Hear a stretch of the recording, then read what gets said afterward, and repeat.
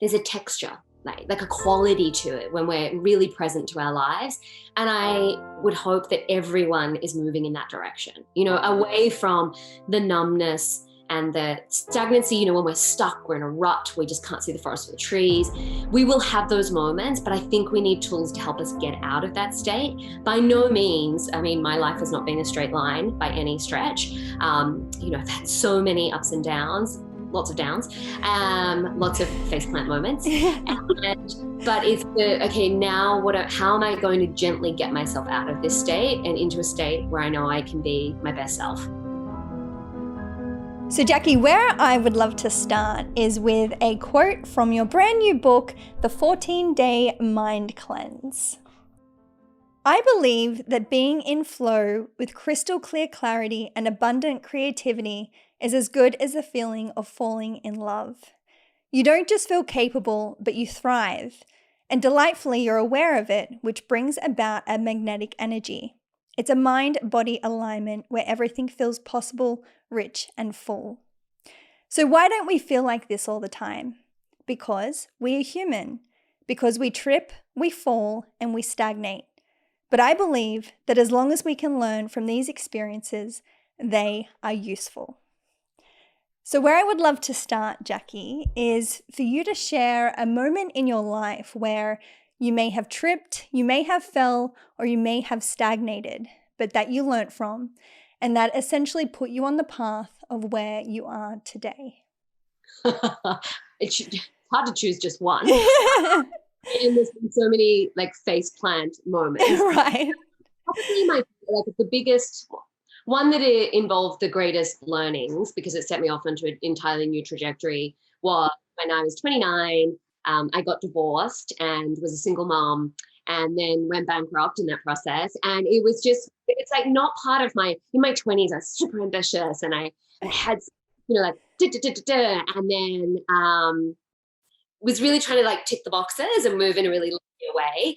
And then when all of the sort of the goals were just completely, the goalposts moved so dramatically, and I was so strung out and anxious with the whole experience that it was such a learning, because how I felt about it the day that, my husband said, I'm going to leave you. It then shifted and changed in the following weeks, months and years. And it was, perspective is such a beautiful thing. But through that process, and I developed definitely some bad habits in that process. Coping strategies at the time. But it was really my meditation practice and the clearest, simplest, applicable tools. When I was in that high stress situation, I wasn't really reaching for, dense philosophy. I didn't want to read 40,000 pages on board of them. I wanted help me now, make me feel better right now. I needed that, not instant gratification, because that's a different thing, but I needed stuff that worked. I needed my boots on the ground and put one foot in front of the other and really pull myself out of what felt like a total swamp. I was really bruised and battered through the process. So it was a distilling time. I feel like I got a lot of those life lessons were clicking into place, and the seeds were planted for then what happened after that. And what do you think, in that sort of experience and time of your life, obviously it's very challenging, as you're suggesting, you're sort of trying to find things that will quickly help you.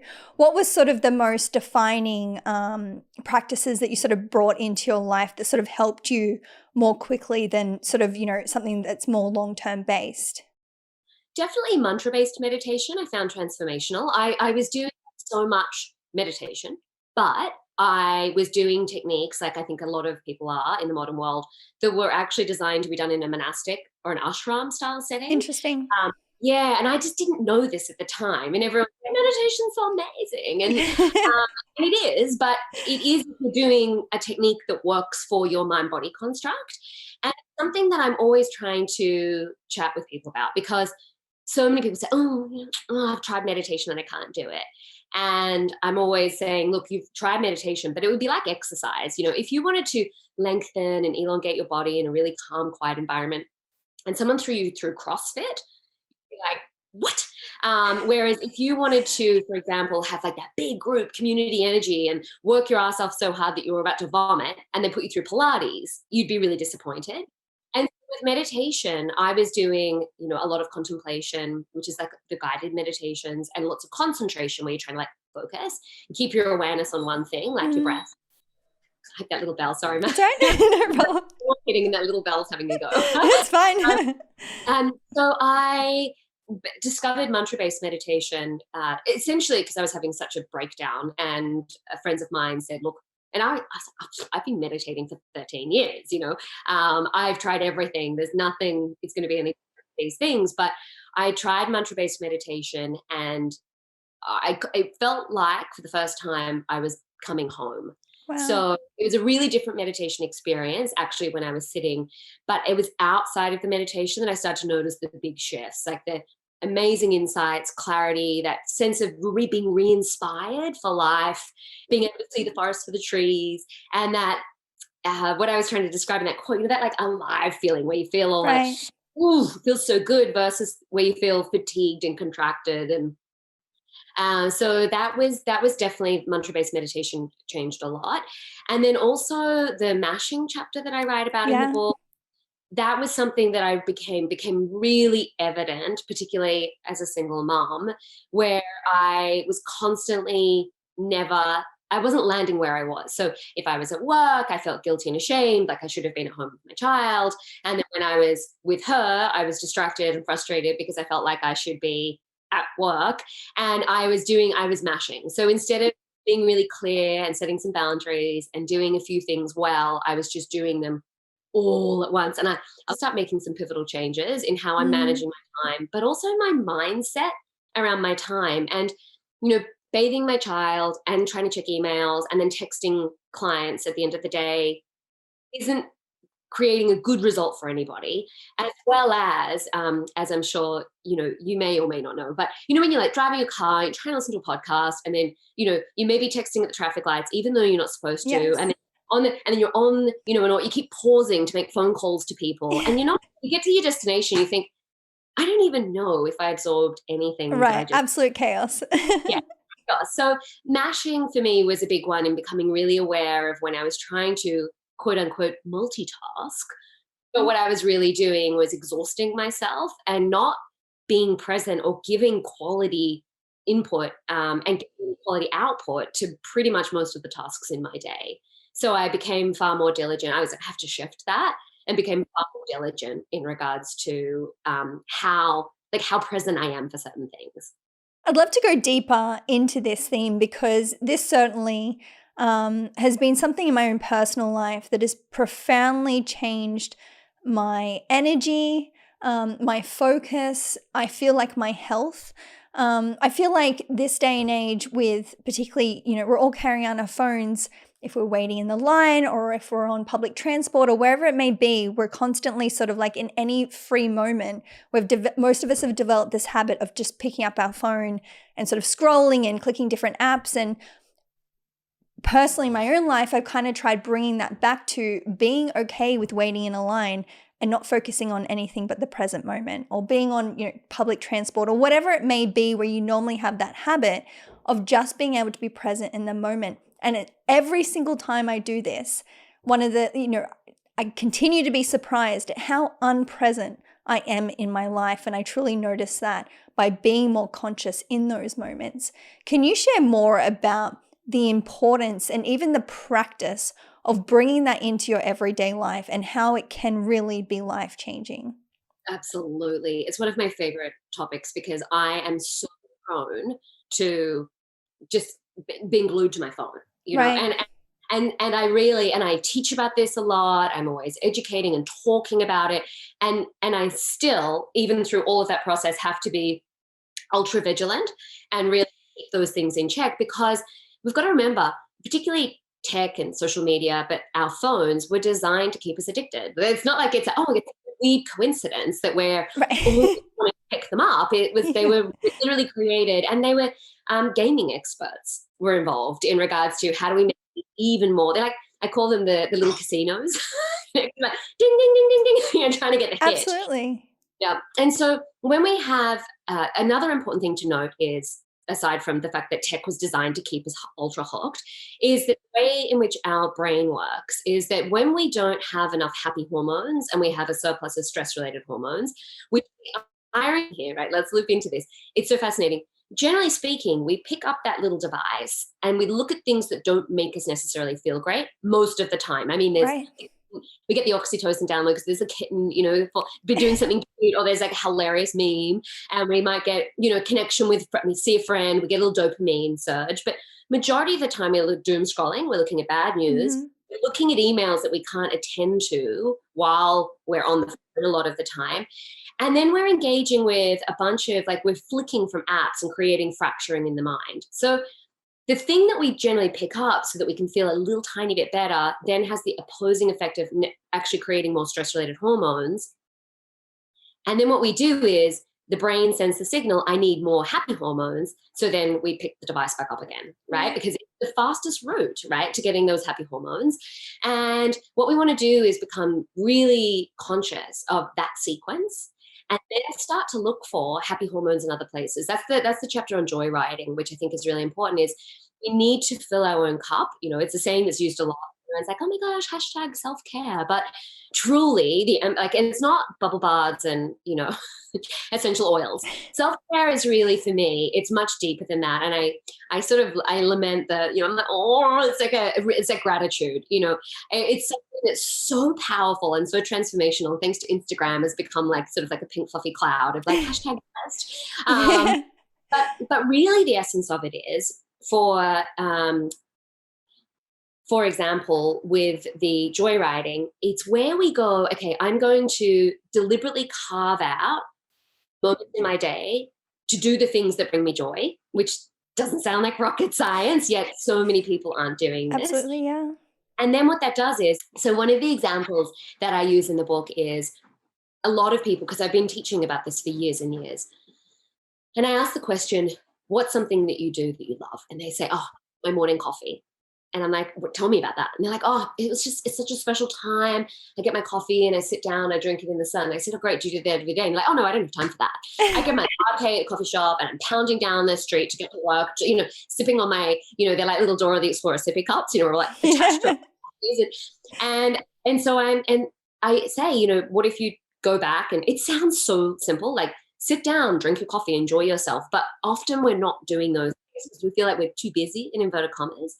And that gives us such a sense of contentment and such a happy hormone surge that it actually counterbalances the stress-related hormones throughout the day. And if we can punctuate days and have these little tiny moments of joy, what that does is it then cultivates more presence. And the thing that we're all looking for, mindfulness.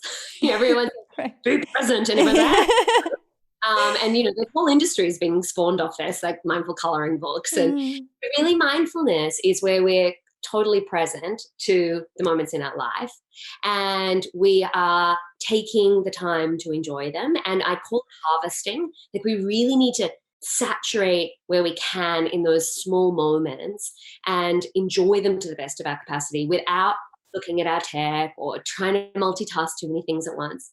And then what we notice is our happy hormones keep rising and the stress-related hormones actually dissipate. And if you partner this with meditation, you start to feel so much better so quickly. And I love that, the simplicity of it, for me, is really important. And it's something that people can do for free. They can do it right away, like to go riding and to do, the things that you love. And I just want to sidebar that by saying, because I do this work a lot in big environments, like corporate environments and so forth. And it's so interesting. I work a lot with, people in finance and, they're at the big banks, and no one is writing, when I say, what are the things that bring you joy? No one is writing down, buying my new BMW or, going on a holiday on a jet to the Maldives. Everyone's saying like cuddles in bed with my little kids, taking off for a reading the paper in the sun, getting in the ocean. They're not actually, it was astounding for me and so confirming, like life affirming as well, that people generally, we're quite simple in regards to what brings us the most joy. So let's just claim those moments. And I mean, we were talking earlier about holidays. They're brilliant. But we can't them all the time. And if we're saving our joy for those 2 weeks or 4 weeks of the year, Right. what about the other 48 to 50 weeks of the year? So it's got to be a daily practice.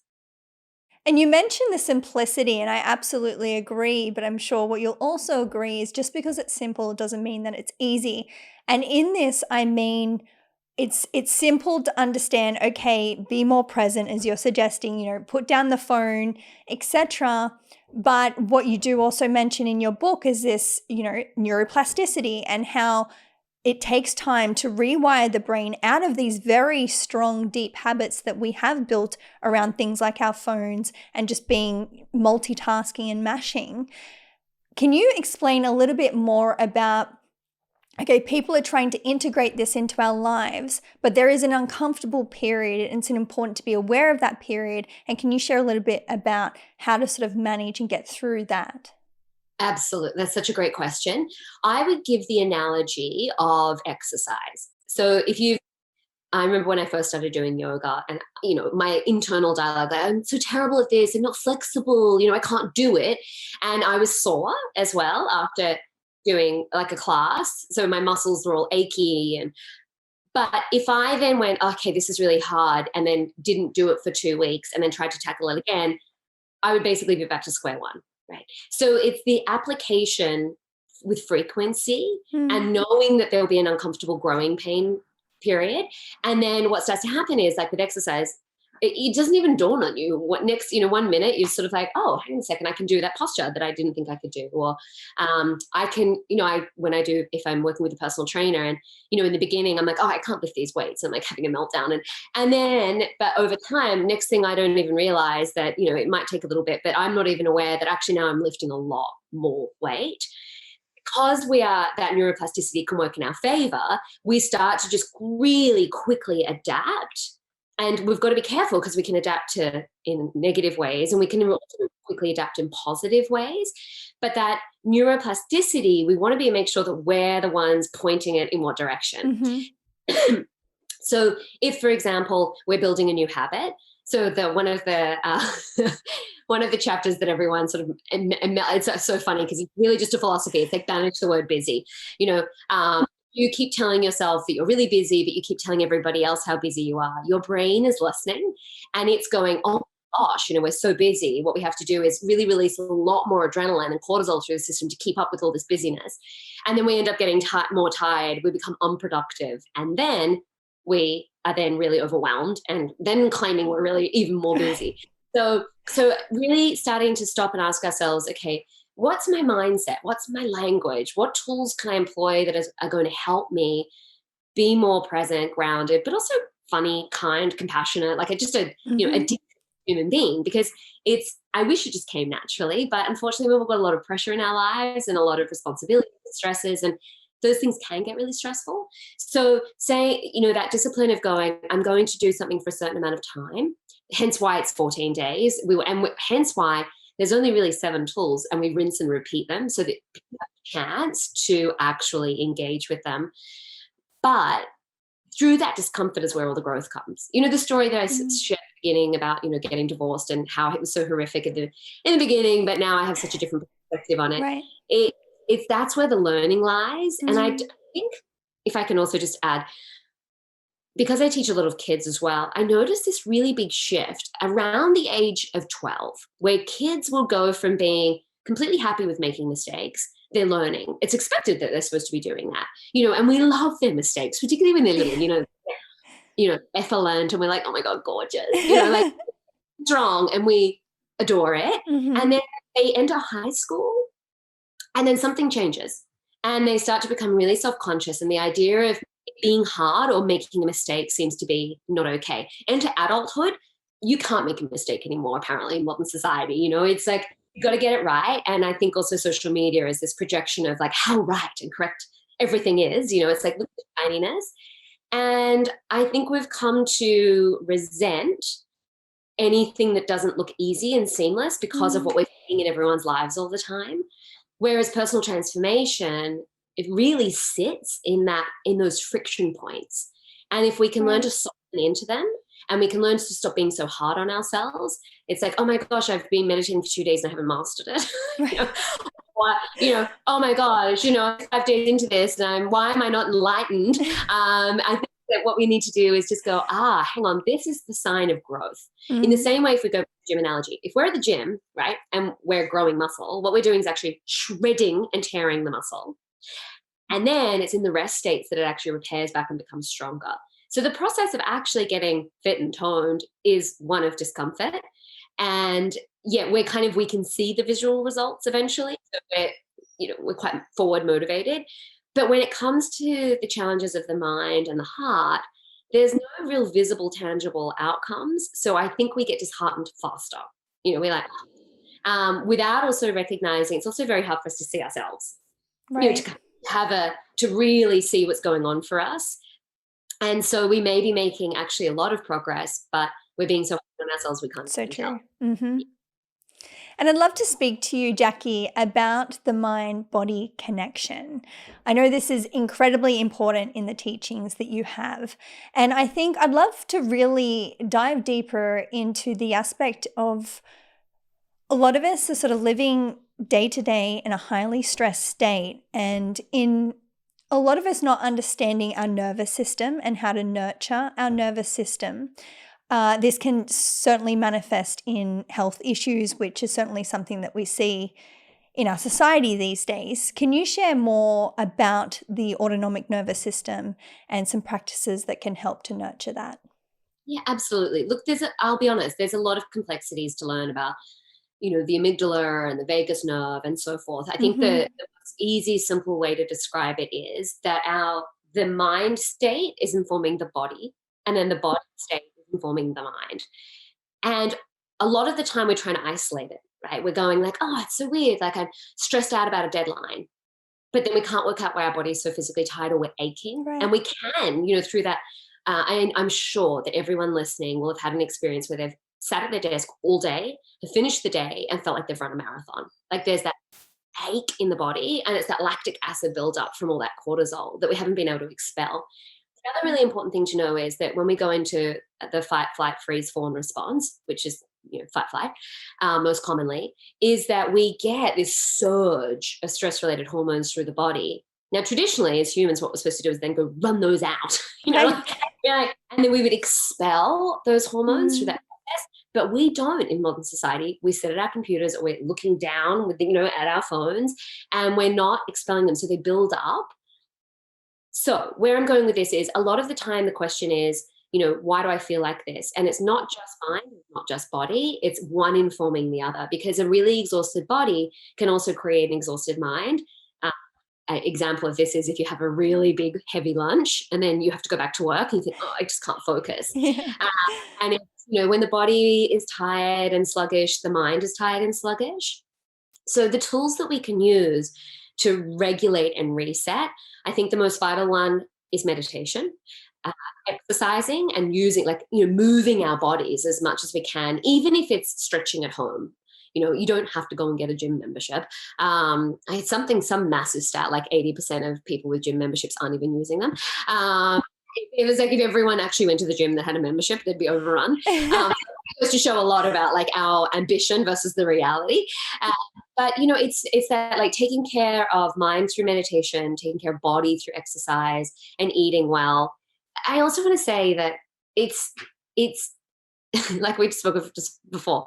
It sounds so simple, but even my daughter, who's nearly 16, she said to me the other day, she's like, "So, Mum, to really to feel good, you basically get enough sleep, you exercise, you eat well, and try to, I guess, stay off tech as much. Don't spend too much time on tech." And I said, "Yeah, kind of. I guess that's it." It was, why is it so hard? And the simple things, they are challenging a lot of the time.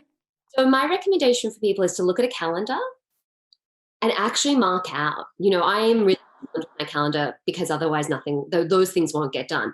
My work calendar is airtight, but my personal calendar, in making sure that I've got enough time to exercise, I'm scheduling in my meditations, I'm putting little notes, and sometimes I put alarms in my phone for myself to remind me, even if it's just slow down, be present, take a breath, those kind of little mental triggers allow the body to relax.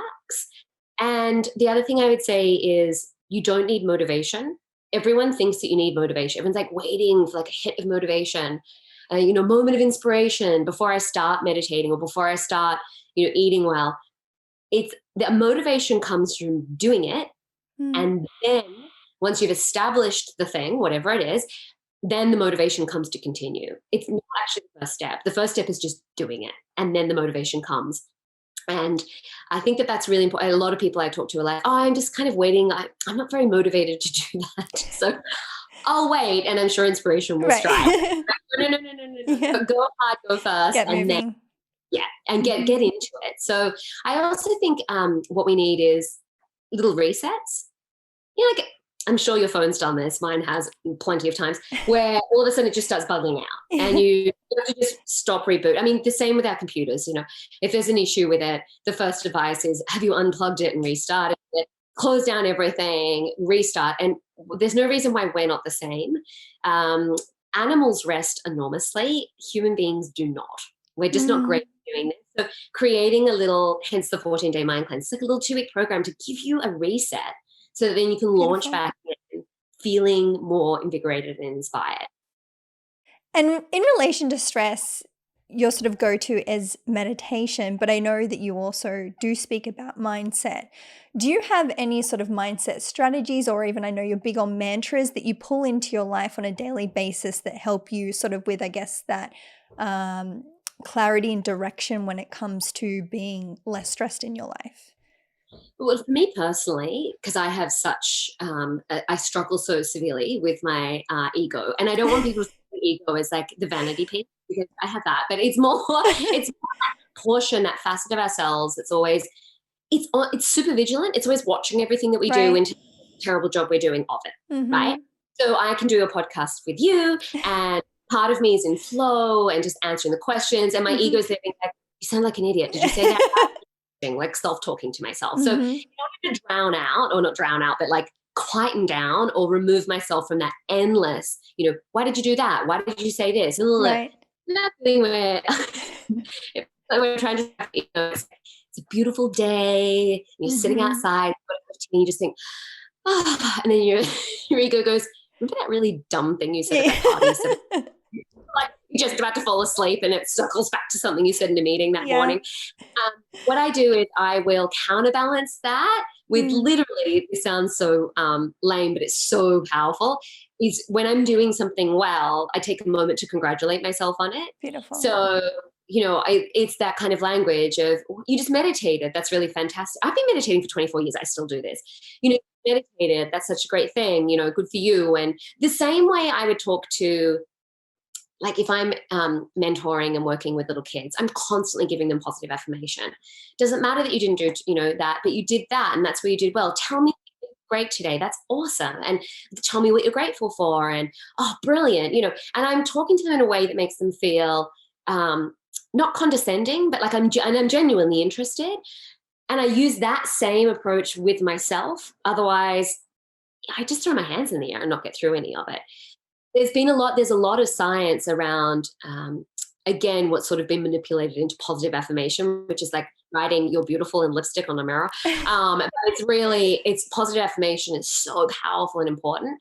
And it's really the art of bathing in the moments where we do feel good, where we have done great, and confirming that for ourselves so that we can rewire the brain to recognize and have not just that happy hormone download, but that powerful affirmation of, you know what, we might not have it all sorted, but we're doing okay over here. Yeah. I think that's so important. And in your book, you mention a lot about clarity, and I know this is so important to you. As a reader, it made me think, I wonder why clarity is so important to Jacqui. Did you sort of was there when you were growing up, was there a point in your life that you felt really unclear and realized that clarity was going to be a superpower in your life? There was probably multiple moments. Yeah. I, in particular, just that, the kind of not knowing, you have those moments where your intuition's on fire and feel really confident, and you just think, yes, it's an absolute yes. Yeah. And then the rest of the time I was like second guessing, double guessing, triple guessing myself, pondering, wondering, future projecting, worrying about something that happened in the past and Right. wondering if that would form the future. And that's not clarity. And Mm. so the older I got, those crystal clear moments were just so powerful. But also for me, the more clarity you have, the more confidence you have. And the more confidence you have, you make wiser, better decisions. You You back do. more. Mm-hmm. So clarity, I think, is something that we're all really looking for.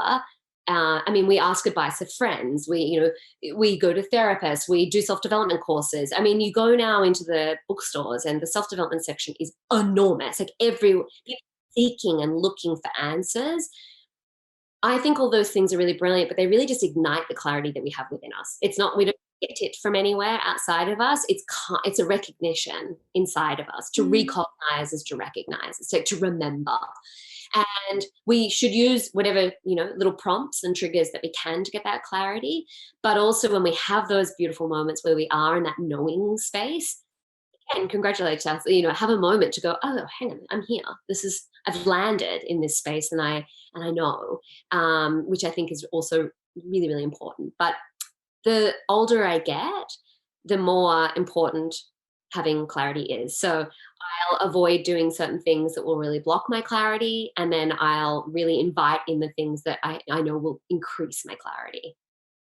And you mentioned confidence in relation to this, and it's very timely for me because, as I shared with you before pressing record, I recently went to the United States after 2.5 years of not traveling. And I had a conversation. My partner's sister lives in New York, and I was just amazed at how direct people can be in owning who they are and what they're doing. And for me, it's incredibly inspirational. I feel like sort of growing up in Australia, and this is the conversation that I was having with her, I'm sort of realizing how much I've been rewarded in society to play myself down and to not sort of step up and answer with clarity and confidence. What has been your experience with that? And I think I'd say particularly in relation to being a woman, I think it plays out differently as well. And how do you sort of overcome the fear of people potentially taking you the wrong way in sort of stepping up and being that confident and clear person that you are? Oh, goodness. So, yes, I've had an enormous amount of experience with tall poppy syndrome. I'm also Yeah. I'm a big, loud individual. I'm hyperactive, and I'm an extrovert.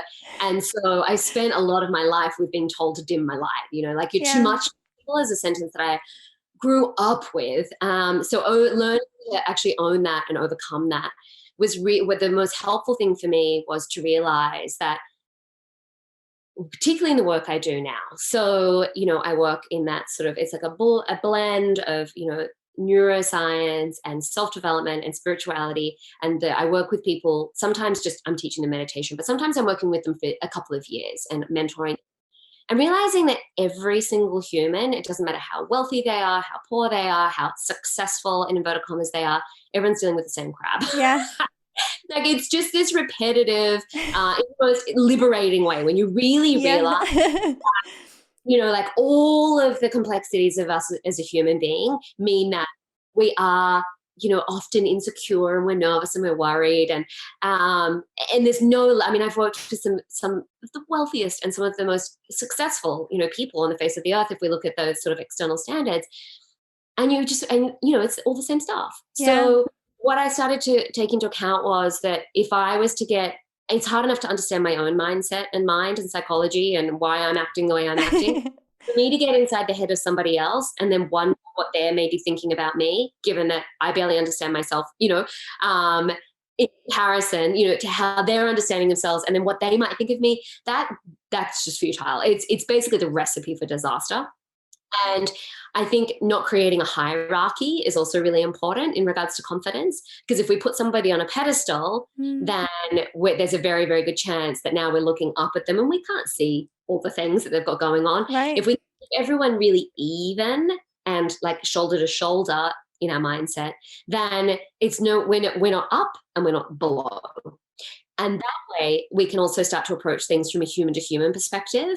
I think one of the things that really knocks our confidence is when we see someone, we're projecting that someone's better than us or more successful than us or whatever it is. And that is really going to undermine our ability to be clear and to be present and to be kind, not only to other people, but also to ourselves. And I feel like authenticity plays into this, and I know that alignment is very important to you. How did you in your own life sort of come to be more aligned and authentic? So the words self-love, I feel, escaped me for a really long time.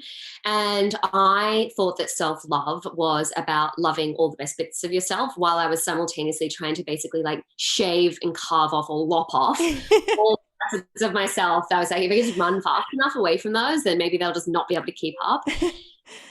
Now what I know is that self-love is actually embracing and being kind to all the parts of ourselves that we don't even necessarily like, that we're ashamed Yeah. of, the weird bits, the bits that we don't let everybody see, and which everybody has, and realizing that actually we don't need to, that like strange quirk or that thing that we do or that behavior or that pattern or that trait, or we actually need to invite it in. It doesn't need to be in the driver's seat, but we invite it in and care for it and love it, as opposed to using it as another stick to beat ourselves with. And I think that there's, you can meditate, you can yoga, you can drink the green smoothies, you can eat the chia seeds, you can read every self-development book, you can do the Tony Robbins course, listen to every Tim Ferriss podcast, blah, blah, blah. And yeah, still be a really what's the word I'm looking for? Discontent person. You can still not be happy at the end of all of that, because if you're still doing all those things and trying to run away from portions of yourself, you're never going to fully land. So for me personally, and it's still an ongoing process. I still do things or say things. I'm like, why? But the majority, like a lot of the time, when that happens, I get, okay, pause. It's okay. And again, I'm trying to invite that little, damaged part of myself that just did something really weird in to the table, and not banishing it outside. It's like it's welcome here as well. It's all the other bits that I might prefer or enjoy. So again, that non-hierarchical, Yeah. like talk about our personal strengths a lot, and we tend to not talk about what we might view as our weaknesses. And I'm like, they're strengths, but also they can all become strengths if we embody and embrace them. They don't have to be our greatest weakness. You'll hear this language a lot when it's really interesting. There's been a big shift, for example, in neurodivergent kids, or kids with like dyslexia, for example. And, now there's enough awareness of it that everyone sort of starts to realize, hang on a second, maybe that what we used to think that odd bit of you is actually going to be your greatest strength. Because look at all these other amazing, creative, dynamic, successful individuals living their best life who also have these quirks and traits. I hope we're making a massive shift into understanding that we all have neurodivergent traits. Like it's not like, and that we all are unique and interesting as humans. And so what if we stopped hierarching everything, making that positive and that the negative, and actually just fixing the wholeness of the whole thing. Yeah, it was interesting. It's funny you say that. Recently, I had a lady on the podcast who wrote a book sort of partly on neurodivergence, and she was diagnosed with being autistic quite late in her adult life. And it made me sort of look at sort of the boxes for ticking whether you're autistic or not. And I ticked so many of them. And I was like, it's just hilarious how many sort of, particularly in the DSM, like how many things I actually tick off in terms of disorders. And I think there is, you have to have some grace and humor for the fact that just by virtue of being human, you have access to so many different parts of who you are. And I think, as you're sort of suggesting, to accept and embrace those parts rather than being too caught up on, what box or what category they sort of fall into. Absolutely. It's the path to deep unhappiness when we're trying to rid of a portion of ourselves because we think it's unacceptable, it's not okay, it's unlovable. Whereas if we can, and it's, I mean, for me, it's not been easy work. I got diagnosed with OCD and ADHD, which I was actually really happy to have the labels, because all of a sudden as an adult, I was like, oh, that explains. This makes sense. And like, right. So, friends of mine were like, "Oh my God, babe, don't do labels." And I'm like, no, they're really helpful actually. But it's also helped me realize that was that, like, oh, if I could just, cut that thing out, or stop doing that thing, or could change that behavior, as opposed to, one of my favorite teachers, Ramdas. It's Ramdass. And I always like to say, because once a student thought I said Ramdas, and I was trying to Google that. But Ramdas, he talks about, he was like, he spent a decade up in the mountains of the Himalayas, doing the yoga in Tibet, here, there, like, in America, but studying, in India, training with this teacher, training with that teacher, doing the fasting, doing the, healthy eating, doing all of the spiritual study, all of the self-development. And he says, do you know how many of my neuroses I lost? None. Yeah. He's like, all of that work, I didn't lose a single neurosis, but Wow. I just learned to love them. He's like, and there's this great thing. He goes, now I see them like my little schmooze. And he's like, I could line them up on stage with me right now. They're all part of my family. Yeah. And that was a really lovely analogy, because I realized that it's like family. We don't necessarily choose them, and there's usually a few odd ones in the mix, but they're our family. Yeah. And so we make allowances, and we are there for them, and they're there for us. And I realized these little facets of ourselves that are like the little schmooze, it's trying to, like, banish them is definitely make them try to come in harder as well. So inviting them to sit at the table, being okay with it, is a game changer. And you talk about happiness, and you seem like, outwardly a very happy person.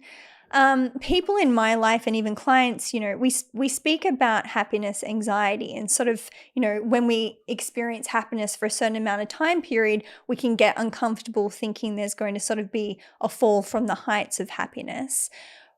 How do you sort of live your life? Have you experienced happiness, anxiety? Do you talk about this with your clients? And how do you sort of help yourself or other people manage that?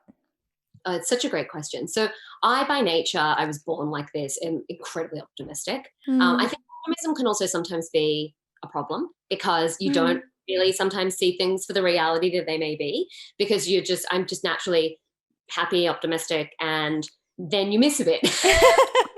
Everyone's like, oh, wow, that would sound great. You're like, oh, it has some downsides. You don't necessarily see things coming, because you're just like, living, everything's great. And so, but also I personally lean into paranoia. Like, that is something that I've had, again, I feel what feels like my whole life is this, I'm very jump to, if I'm stressed, the worst case scenario. So if I'm rushing and I'm trying to get to something and there's been traffic and I'm late, I park my car, I come back and I go to get my keys out of my bag. The keys aren't there, or, something. My first response is, my car has been stolen. Like, so dramatic. It's so ridiculous. But I go into this kind of like, that's my first go-to with my mind. So the other thing that can happen is when I feel like, it's very rare, I think, in life where all the ducks are in a row, where you have those moments where you think, hang on a second, you've got enough money in the bank to get by, you've got enough food in the fridge, your relationship might be doing great, all your friends seem, relatively stable and good, your work's going great, your parents are healthy, and I have those moments where sometimes that happens where you think, oh, hang on a second.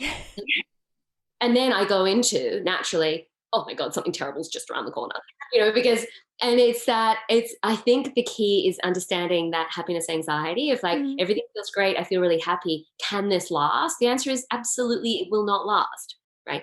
We don't work like that as humans. And the only inevitable constant is change.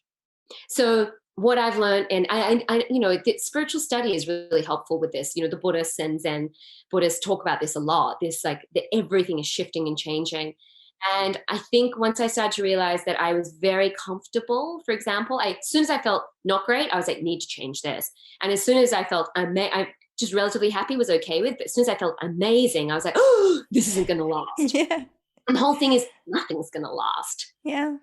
The highs, the lows, like, we peak, we trough, we peak, we trough, and they smooth out over time because we stop panicking, hopefully, as much through them. But that embracing, there's that great phrase, this too shall pass. And I was very, very good, and originally, at this too shall pass being the really uncomfortable bits. And I was not very good at just saying this amazing moment will too pass. I was like, Right. no, I'm going to cling to this. Very happy for the, uncomfortable moments to pass. That's great. But the great feeling moments, I was like starting to get graspy. So that's been understanding that has helped reduce my happiness anxiety. Yeah, absolutely love that. And so clearly, mind cleanse is very important to you. I would love for you to share, Jacqui, more about why this should be important to the listeners. The sweet, joyful feeling of living in a way that you feel like you can cope with anything, you can handle anything the universe throws at you, that you have groundedness, stability, creativity. I think in that word was in that quote, and I want to clarify that's not necessarily like being an artist or doing watercolor paintings. It's being able to think laterally and find solutions in situations that you might not normally go to. For me, is what the creative approach is. When you're in flow like that, there's just life feels really magnetic. We feel really alive, and we feel really. It's not even necessarily content, because you're in it. You're in your own life, and you're engaged. For me, sometimes I think we say content. Maybe we're meaning peace, which I think can be present no matter what the situation is. But there's that. There's a real. There's a texture, like a quality to it when we're really present to our lives. And I would hope that everyone is moving in that direction, away from the numbness and the stagnancy, when we're stuck, we're in a rut, we just can't see the forest for the trees. We will have those moments, but I think we need tools to help us get out of that state. By no means, I mean, my life has not been a straight line by any stretch. I've had so many ups and downs, lots of downs, lots of faceplant moments. But it's now how am I going to gently get myself out of this state and into a state where I know I can be my best self, and not best in a, gotta be your best self, there's that feeling like a lot of strain. It's just your most heart-centered, aligned. When we're in those states, we're really compassionate, we're kind, we have a sense of humor, we don't take things for granted. We're grateful. When we're not in those states, we tend to lean into being resentful and jealous and angry and short-tempered. And I think that it's our personal responsibility to do as much as we can to ensure that not just for ourselves, definitely, but also for the other people in our life, that we're in that first state as much as we can be, in that state of flow, and where we can be kind to other people. It's very beautiful, and thank you, Jacqui, for sharing these beautiful lessons. Thank you so much for having me on. So, Jacqui, I'd love to ask you on a final note, what does it mean to you to be human?